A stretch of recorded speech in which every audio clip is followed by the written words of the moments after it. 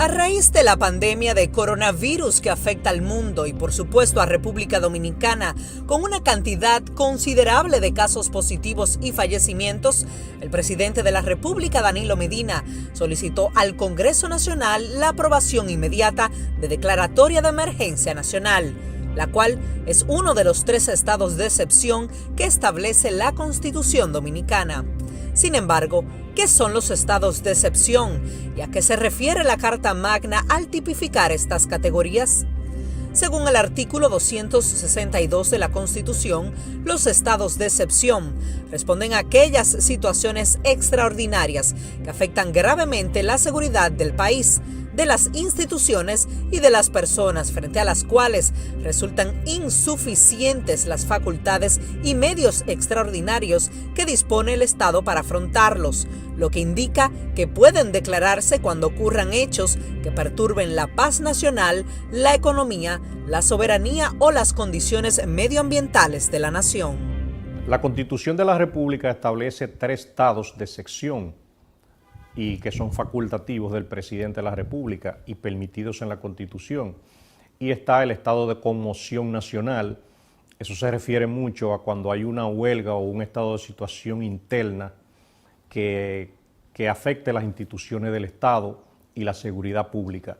Pero también está el estado de defensa nacional. Eso se refiere a cuando el Estado está ante un peligro inminente de un ataque por una nación o una potencia extranjera. Y también está el estado de emergencia. El estado de emergencia puede ser declarado precisamente como ha estado sucediendo con relación a una enfermedad catastrófica.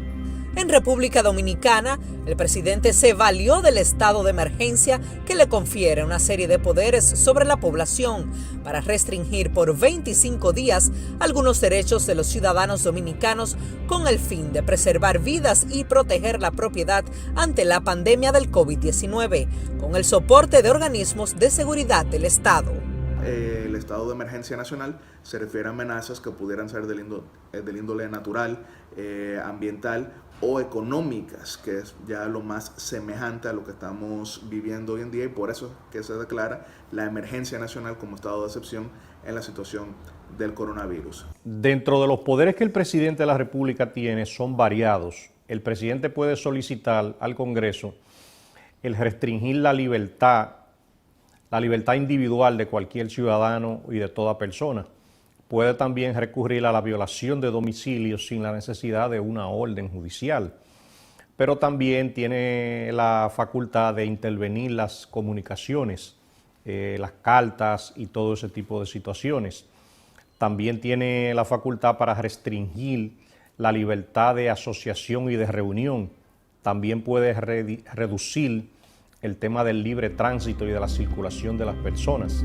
La medida aprobada con el decreto 135-20, declarando toque de queda obligatorio a nivel nacional desde las 5 de la tarde hasta las 6 de la mañana, prohíbe así la libre circulación de tránsito, tanto a pie como vehicular, exceptuando personas dedicadas a servicios de salud, labores de seguridad, miembros de la prensa, empleados de distribuidoras de electricidad, telecomunicaciones y recogida de desechos, así como dedicados a la industria del comercio de alimentos y productos farmacéuticos. Hay muchas personas, inclusive equivocadas, que entienden que en un estado de emergencia el presidente actualmente puede hacer lo que sea, y no es así. Yo siempre le exhorto a muchas personas a que lean bien la Constitución. El presidente de la República, ciertamente, la Constitución le permite todas esas facultades, pero él no recurrió a ellas. Él solamente solicitó autorización del Congreso para restringir la libertad de tránsito, así como la libertad de reunión y de asociación. Las otras, aunque son sus facultades, él no las pidió. Pero, ¿cuáles antecedentes hay en el país en los cuales ha sido necesario declarar emergencia nacional o imponer un toque de queda a la población? Ya en el año 1965 se declaró el estado de emergencia nacional inmediatamente posterior a lo que había sido la guerra civil.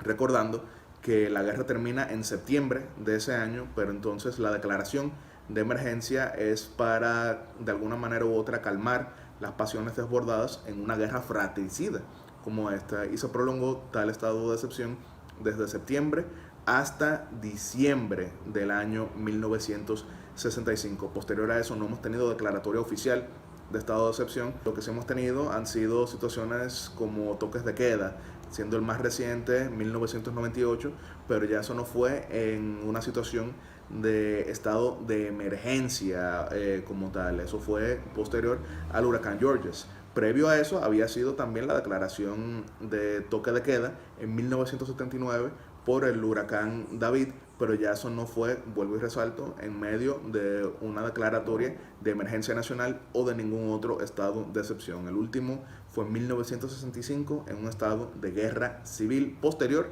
a la guerra, pero todavía con las pasiones desbordadas. Además, la declaratoria de estado de emergencia implica facilidades y aprobaciones de préstamos y otras medidas económicas que podrá hacer el mandatario sin la aprobación del Congreso.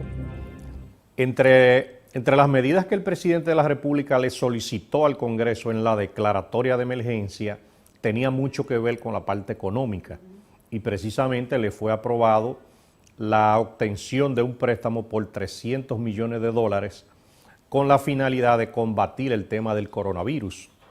Y prácticamente ese fue uno de los temas más importantes de esa declaratoria de emergencia.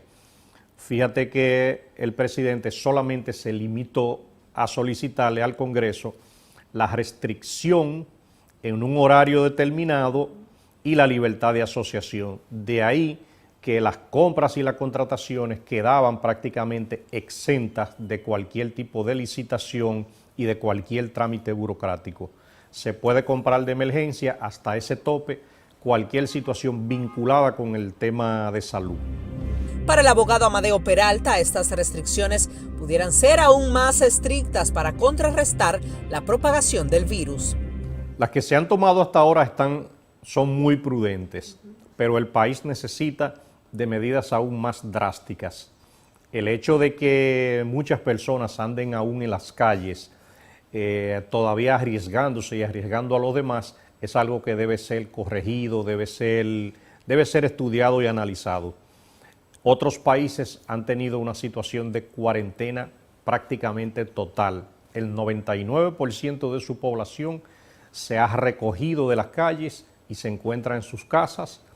Lógicamente, República Dominicana también vive una situación en donde la economía informal le ha dado muy de lleno a muchas personas que no se prepararon para asumir una cuarentena, inclusive sin dinero, sin alimentos. Todo eso debe ser evaluado.